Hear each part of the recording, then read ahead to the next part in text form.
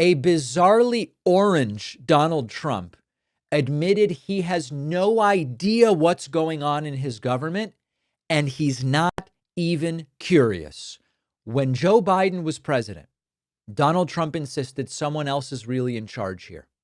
And yet, whenever Joe Biden was asked about an incident or a policy, he knew he would speak slowly. He was forgetful. I don't think Biden should have run for re-election, but Biden was in the loop, and he clearly knew what was going on in the country and around the world when he was president. Trump has now again been asked for the second day in a row, who ordered the munitions to Ukraine? What did Trump say? You're going to have to, I don't know what technological tool, some kind of descrambler.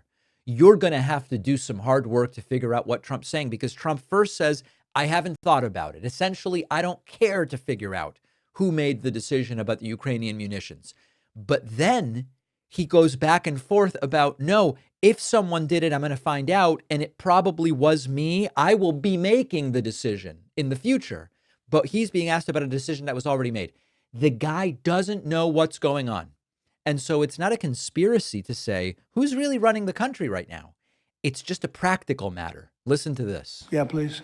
Sir, yesterday you said that you were not sure who ordered the munitions halted to Ukraine. Have you since been able to figure that out? Well, I haven't thought about it because we're looking at Ukraine right now and munitions, but I have not gone into it.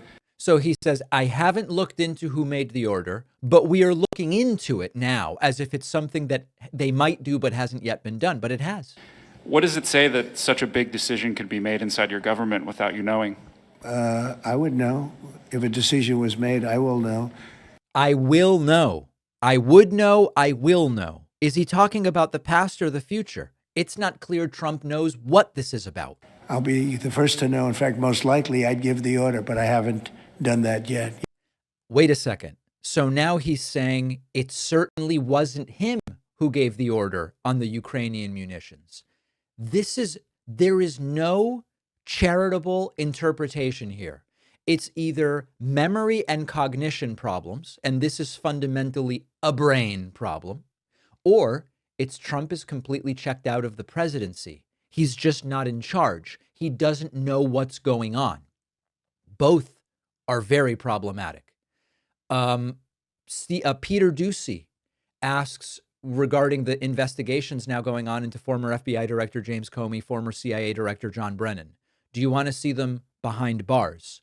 Trump's response, yikes. James Comey and John Brennan now under criminal investigation related to the Trump-Russia probe. Do you want to see these two guys behind bars? Well, I know nothing about it other than what I read today, but I will tell you, I think they're very dishonest people. I think they're crooked as hell, and maybe they have to pay a price for that. I believe they are truly bad people and dishonest people. There you go. Trump knows nothing about it, but it may be time for Brennan and Comey to pay a price. Spoken like a true authoritarian. Trump asked a really reasonable question. How did you calculate the tariffs of this latest round? When you sent out the letter to Tunisia about 25%, and you sent out a letter to Serbia with whatever percent that was, how did you calculate it? Trump says the calculation was common sense. Sir, can you explain how you calculated your latest round of tariffs? Was there a formula that was used? And do you expect any of these countries to face tariffs as well? Can you imagine a formula? The formula was a formula based on common sense, based on deficits, based on how we've been treated over the years, and based on raw numbers. And we're going to have a couple of more coming out today. Brazil, as an example, has been not good to us, not good at all. We're going to be releasing a Brazil number, I think, later on this afternoon or tomorrow morning. So common sense. When the guy with no common sense says he's doing economic policy by common sense, you know we're in trouble. And he, by bringing up trade deficits, it still seems that it's possible that what Trump did is look at the trade deficit between the U.S. and other countries and divide it by 2 or something like that and say that's the tariff rate. But that's just humiliatingly pathetic. I mean, that just doesn't make any sense. Now, here's the cherry on top. Apparently, to make fun of Joe Biden, Peter Doocy asked Trump, when was the last time you went sunbathing? Because Trump has commented before about, oh, Biden goes to the beach. And Trump goes, oh, it's been 70 years, essentially. But of course, the relevant question is Trump's color. Trump's so damn orange from apparent spray tanning that even though this was meant to make fun of Biden, in a way, it's actually a cell phone of Trump. And now, a few weeks after the strikes that you ordered on the nuclear facilities in Iran, there is an Iranian official who says you, President Trump, have done something that he can no longer sunbathe in Mar-a-Lago. As you lie there with your stomach to the sun, a small drone might hit you in the navel. It's very simple. Do you think that's a real threat? And when is the last time you went sunbathing anyway?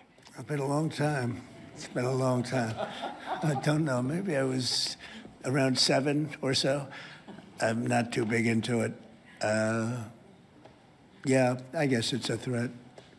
There you go. And of course, Trump confirming that his orange hue is some godforsaken combination of spray tan, tanning booth maybe, and makeup. What a world. What a world. This show is available in its full glory on Spotify and on Apple Podcasts. I would love it, even if you watch on YouTube or other platforms. If you subscribed to the show and rated it on Spotify and Apple Podcasts, it really helps us out. We're going to take a quick break and then summit at the White House with African leaders.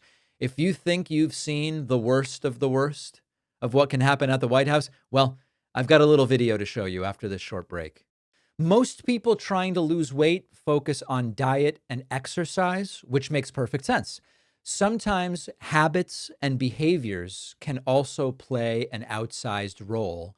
And our sponsor, Hypnosio, is a self-hypnotherapy app designed to help with things like emotional eating, cravings, portion control. If you're working on healthier habits, something like this can help to reinforce the changes you're trying to make. Hypnosio guides you through short hypnotherapy sessions, just a few minutes a day. The idea here is let's bring stress down, let's increase mindfulness around food, and just build some longer-term consistency.